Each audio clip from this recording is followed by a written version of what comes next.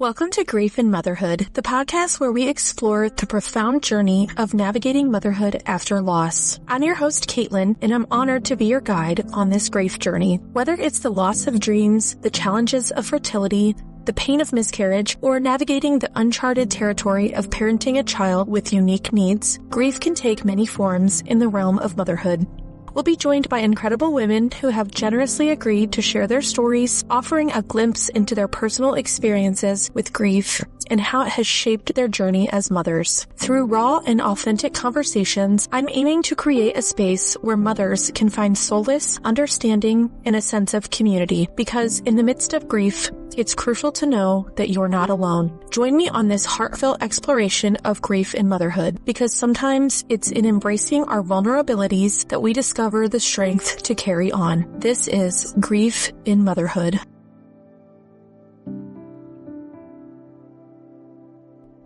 Hi, and welcome back to Grief in Motherhood. I'm your host, Kaitlin, and I want to start off by acknowledging the gap between episodes. It was never my intention to go so long between recording and releasing new episodes, but as we all know, life happens, and here we are. But I am so grateful to be here today and to finally share the reason for that delay. We welcomed our rainbow baby boy into the world on September 7th, 2024. Being pregnant after loss was extremely difficult, and during that uncertain time, I just really stepped away from sharing my grief journey. It was a season of deep reflection, and I really just needed space to process everything. But today, I am so happy to be speaking again and sharing more of my story with you. I'm speaking to you today not just as a mother, but as someone who has walked the painful journey of loss. Through it all, I'm here to tell you that hope is not out of reach. Today, I'm the mother of a beautiful rainbow baby boy, and his presence is a reminder that even in the darkest moments, light can find its way in. This episode is all about honoring grief, embracing the journey, and finding hope. So grab a cup of coffee, take a deep breath, and let's navigate and talk through this together. Grief is something we all think we understand until it hits us. It's not just sadness, it's a complex, unpredictable experience that impacts us emotionally, physically, and even spiritually. And in motherhood, grief takes on unique layers. It's not just about the loss of a child, as devastating as that is. It's also the loss of dreams, the loss of first words, the tiny fingers wrapped around yours, the future you envisioned so vividly. It's a type of grief that feels endless because it touches every part of who we are. And for a second, let's just talk about society. As mothers, we're often expected to move on or focus on the children that we already have, but grief doesn't work that way. It's not linear, and it doesn't come with a timeline. It's okay to grieve, and you're allowed to grieve as deeply and as fully as you need to. One of the most profound realizations I've had is that there's a silent community of mothers who have experienced loss. Even if we don't know each other's names, we're connected by this shared, heartbreaking experience. And there really is strength in that connection. I will say I have met the most beautiful souls and gained friendships I never imagined through this journey. And I know it's not a way that any of us want to know each other, but I'm so grateful and thankful for those beautiful connections and friendships I have gained. Let me take you back to 2021. That was the year Jordan and I faced our first loss. It was a shock, a heartbreak that left us just numb.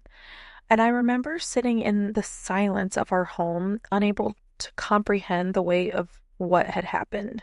And then came two more losses, our daughters, Esme, Adelaide, and then, of course, Lainey. And each time I thought, how can I endure this again? The grief deepened, and so did the questions. What did I do wrong? Why us? The guilt, the anger, and just that overwhelming sadness. It was relentless. And these losses, they tested every part of me, my faith, my marriage, my sense of self. but they also taught me how resilient love can be. Jordan and I clung to each other through those tears, the anger, and the long nights of silence. And I won't lie, it's a journey I wouldn't wish on anyone. But as painful as it was, those experiences reshaped how I see motherhood. They taught me to embrace the fleeting moments of joy and to hold on to hope and to keep moving forward even when it felt impossible. I will tell you, this is so hard to believe, especially if you are walking in the middle of your grief journey.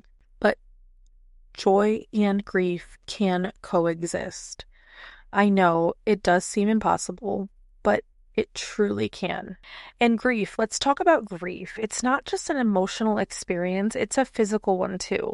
For me personally, the emotional weight of guilt, anger, and just longing, it often showed up in my body. I was exhausted. There were some days I didn't want to get out of bed. I had to for my other children, but I didn't want to. My appetite disappeared, and even just like the simple tasks, everyday to day life, it just truly felt impossible. And the triggers were everywhere. A song, a certain date, or even just seeing another mother with her baby, it would bring me to tears. And at first I did try to push those feelings away. But I've learned that really just allowing myself to feel them, really truly feel them, is part of the healing process. And I know grief manifests differently for everyone, and that's okay. Some days are heavier than others, and that's okay too. But the important thing is to listen to your body and give yourself grace. Whether that means taking a nap, going for a walk, reading your Bible, talking to a therapist. Self-care is not selfish, especially when you're grieving. Let me tell you, if you had told me during my darkest days that I would be holding my baby boy today, I would not have believed you. But here I am, and here he is. And he is proof for me that hope isn't just a word. It's reality, even after unimaginable loss. And I will say, having a rainbow baby doesn't erase the grief. There's a part of me still that aches for my daughters, and that will always be there. But their memory lives on, and how I love my son, how I cherish every moment, and how I approach life with a new sense of gratitude. I will say I am not the same mother I was 4 years ago. My motherhood journey has changed. My life has changed, and it's hard to really embrace that some days.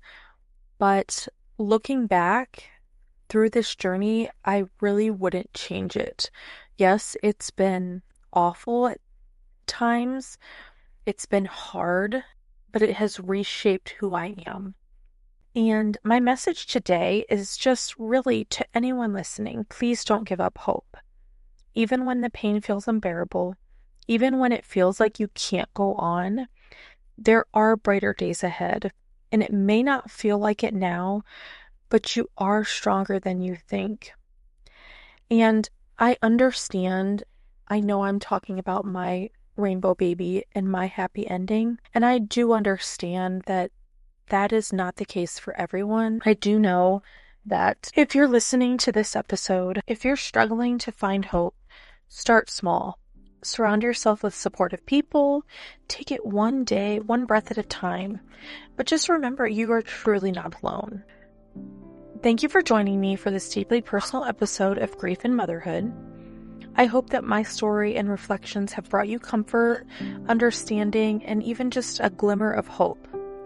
I know grief changes us, but it does not define us. It's okay to mourn, but it's also okay to hope. Wherever you are in your journey, know that you are loved, you are supported, and you are not alone.